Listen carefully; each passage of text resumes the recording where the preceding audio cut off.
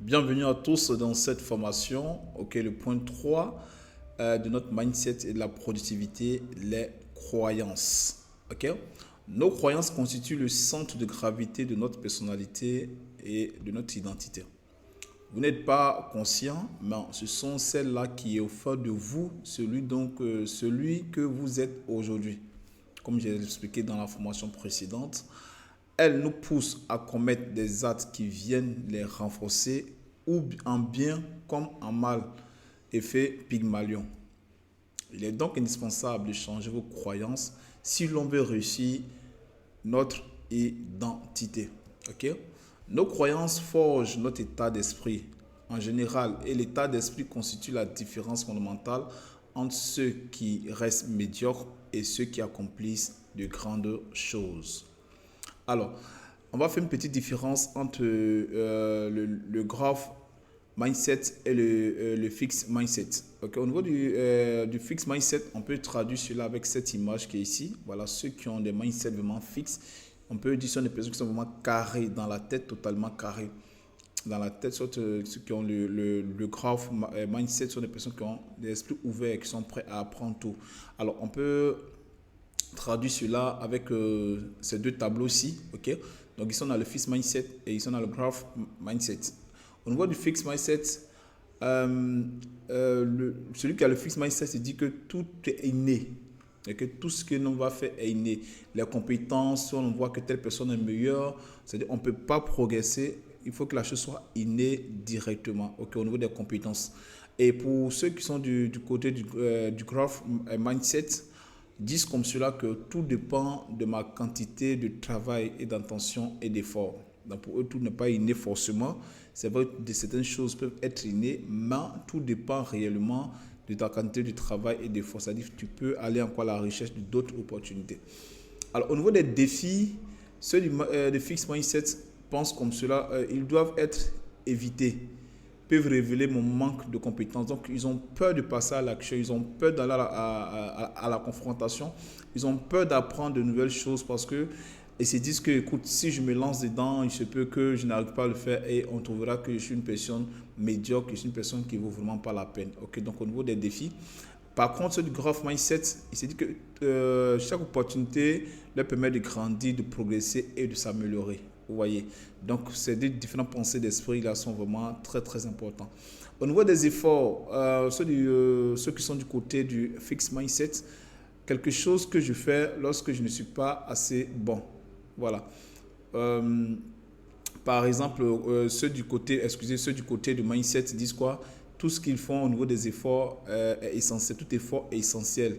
Et ça les mène sur le chemin de l'apprentissage. Donc, ils sont toujours prêts à mener des efforts. Ok, au niveau du feedback, ceux du fixed mindset se mettent comme cela sur la défensive. Ok, et ils ont tendance à se braquer sur eux-mêmes. C'est-à-dire, lorsqu'on essaie de leur faire des reproches dans des personnes, vous allez constater que lorsque on tente de faire comprendre certaines choses à ces personnes-là, le plus souvent, ces personnes se braquent sur elles-mêmes.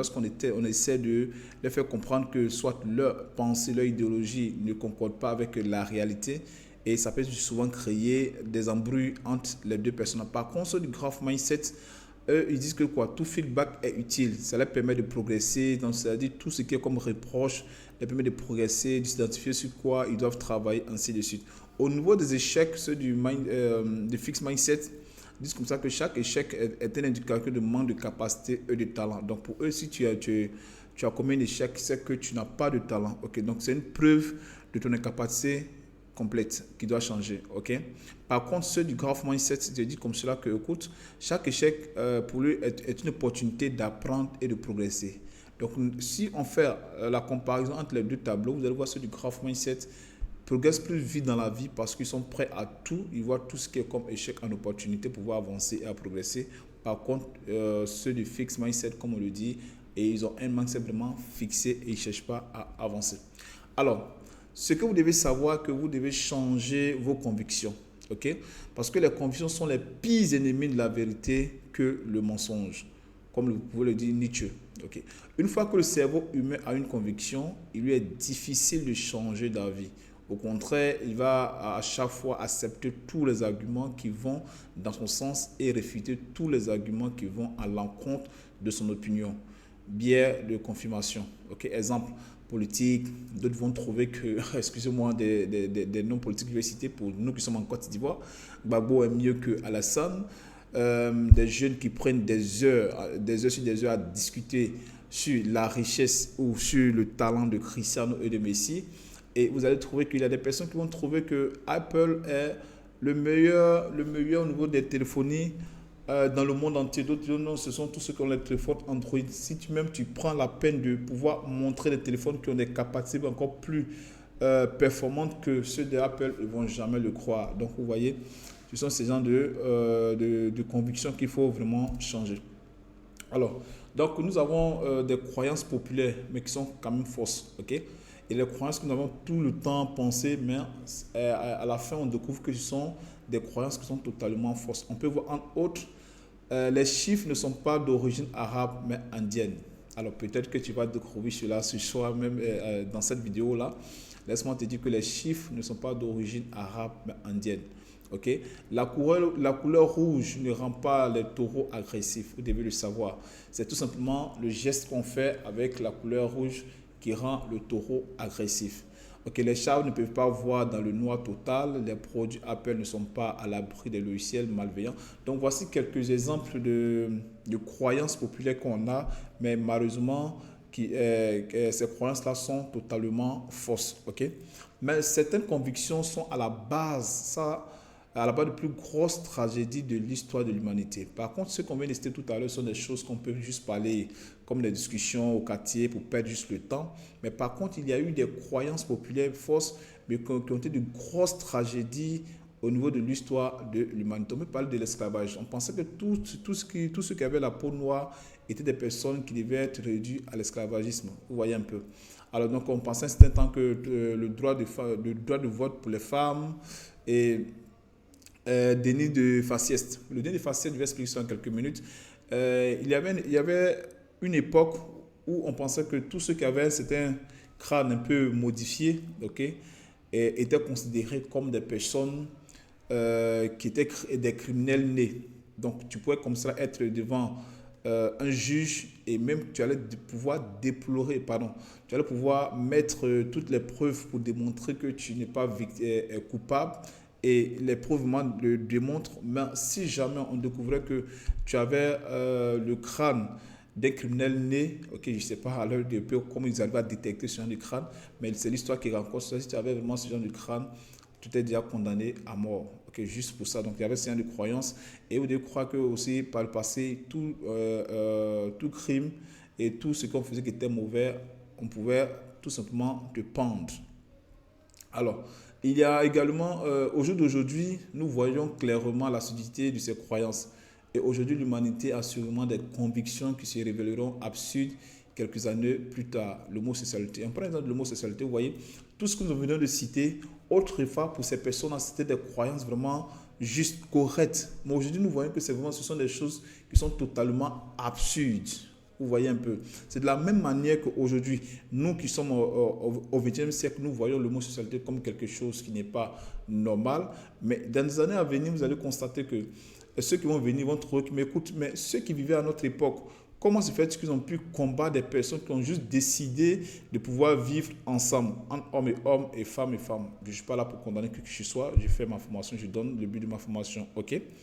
Alors, et vous aussi, vous aviez sûrement des convictions qui se sont révélées absurdes par la suite. Si vous vous êtes trompé par le passé, il est fort probable que vous soyez encore en train de vous tromper maintenant. Alors, il y a beaucoup de croyances, de convictions que vous avez actuellement, qui vous ont conditionné, qui ont motivé vos actions, vos décisions et qui ont mené à ce stade de votre vie. Okay? Convictions positives, je suis intelligent, je suis belle, je suis sportive. Voilà, donc ça sont les convictions positives. Convictions négatives, je dois finir mes études, travailler en entreprise, avant de créer ma propre entreprise plus tard. Je ne suis pas un entrepreneur né, je suis un génie, je ne suis pas un génie, je n'ai pas une idée révolutionnaire, croyance limitante. Vous voyez. Donc, moi, à un certain moment de ma vie, je me suis dit, écoute, si je vais réussir dans la vie, il faut que j'ai assez de diplômes, il faut que je fasse vraiment de grandes choses à l'école, que j'ai des bonnes notes et tout, pour pouvoir réussir dans la vie. OK? Et que pour être un entrepreneur, il fallait être un entrepreneur né du moins, qu'on ne pouvait pas apprendre certaines choses dans le tas comme cela. Mais ce sont des croyances limitantes. OK? Je vous invite donc à prendre connaissance de ces croyances limitantes et à les changer. Donc chacun va essayer de déterminer tout ce qu'il a pu penser par le passé qui le limite et il va par la suite trouver le changement. OK? Et pour cela, vous devez faire preuve d'ouverture d'esprit. Le plus important, c'est de vous défaire de vos croyances limitantes. OK. Un exemple de croyance limitante pour ceux qui ont acheté cette formation, je vais vous ramener dans le cadre de notre formation. Il y a des gens qui vont dire comme cela que moi, je suis incapable de créer un site internet, une boutique en ligne. Pourquoi? Parce que je n'ai pas de connaissances en informatique, ainsi de suite. OK? Laissez-moi vous dire que tout est possible à celui qui croit. Voulez-vous être ceux du fixe mindset ou bien ceux du growth mindset? À vous de voir. Alors, d'autres vont vous dire comme ça aussi que les business en ligne ne sont pas trop mon truc. Vous comprenez? Par contre, d'autres encore vous diront comme cela que je dois être très fort en informatique pour réussir. C'est faux. Moi, j'ai coaché des personnes qui n'avaient même pas touché un ordinateur de toute leur vie. Et elles sont parties de là à prendre juste les bases de l'ordinateur. Elles ont créé des sites et elles ont fait vraiment des chiffres vraiment exceptionnels. OK? La richesse n'est pas faite pour moi, ma famille et mon ethnie. Oui, ici en Afrique, nous vivons malheureusement avec ce genre de croyances-là que la richesse, c'est pour un certain groupe de personnes et nous avons ces convictions-là. Le mariage, ce n'est pas pour nous. Nous, dans notre famille, nous ne pouvons pas briser cela et des personnes sont dans cette croyance-là. Et sachez une chose que cela est parti toujours de quelqu'un, d'une seule personne pour en arriver là. Donc vous devez sortir de toutes ces croyances-là. Il faut être hyper, d'autres diront comme cela, qu'il faut être hyper connu pour être bien chiffré dans la vente en ligne, avoir beaucoup d'abonnés sur TikTok, Facebook, etc. Écoutez, l'une de mes boutiques et l'une de mes pages Facebook n'a même pas plus de 10 abonnés, mais avec cela, j'ai réalisé en un mois plus de 1,5 million de chiffre d'affaires. Et oui, vous comprenez? Donc, nous, on utilise tout simplement la publicité Facebook. Facebook fait le travail. On n'a pas besoin d'aller s'exhiber où que ce soit. Vous n'allez jamais me voir en train de brandir un produit comme cela sur les réseaux sociaux pour dire venez acheter. D'ailleurs, même, ce n'est pas la meilleure méthode pour pouvoir vendre sur les réseaux sociaux. Donc, quand on voit des personnes qui sont en train de faire ça, on comprend tout simplement qu'on n'a pas vraiment les compétences requises. C'est impossible de gagner tel montant. Vous voyez, il y a des personnes, quand tu vas leur dire, écoute, qu'est-ce que tu veux gagner dans ce business? Bon, moi, je viens faire la vente en ligne, gagner 100 000, mais tu peux gagner 1 million chaque mois, mais chaque 2 mois. Mais franchement, laisse-moi vous dire que non, on ne vient pas ici pour gagner 1 million, 2 millions. Non, on vient ici pour gagner 50 millions, 100 millions, 200 millions, 600 millions. OK? Comme chiffre d'affaires par an. Bien, par mois, on peut gagner 12 millions, 7 millions. C'est ce qu'il fait. Moi, en 3 mois, en un mois, il gagne plus de 3 millions comme de chiffre d'affaires dans ce business, dans le e-commerce. Donc, quand on vient ici, il ne faut pas qu'on soit limité. Il faut qu'on vise grand et qu'on vise gros pour pouvoir vraiment toucher le ciel. Alors, comment supprimer définitivement ces croyances limitantes? Voilà, vous devez utiliser l'effet de Pygmalion à votre avantage. Je vous ai dit que l'effet de Pygmalion peut être à votre avantage du côté positif comme du côté négatif. Donc, vos croyances, vous devez croire que vous pouvez profiter de cette formation-là et réaliser vraiment des chiffres d'affaires vraiment colossales. OK? Et pensez que vous pouvez vraiment être des meilleures personnes et créer des sites vraiment très impeccables comme des professionnels. Et quand vous allez mener ces actions-là, croyez-moi, vous allez avoir de bons résultats et ces résultats-là vont faire quoi? Vont renforcer encore vos croyances. Et c'est ainsi que l'effet de Pygmalion ici sera à votre avantage. OK? Alors, passez maximum à l'action. Vous devez passer continuellement à l'action si vous voulez réussir dans ce business-là. Vous devez continuellement passer à l'action comme je le dis tout le temps. Et les actions vont produire des résultats qui viendront influencer à nouveau vos croyances. Mais si vous ne passez pas à l'action, ça sera tout à fait le contraire. Entourez-vous de personnes actifs dans ce domaine. Entourez-vous de personnes actifs dans ce domaine. C'est très important, j'insiste là-dessus. Si vous marchez avec des personnes péjoratives, vous allez aller d'échec en échec. Alors, donc, vous pouvez me suivre comme cela sur Instagram, sur YouTube, Facebook et rejoindre ma communauté de Digital 3D sur Telegram. OK.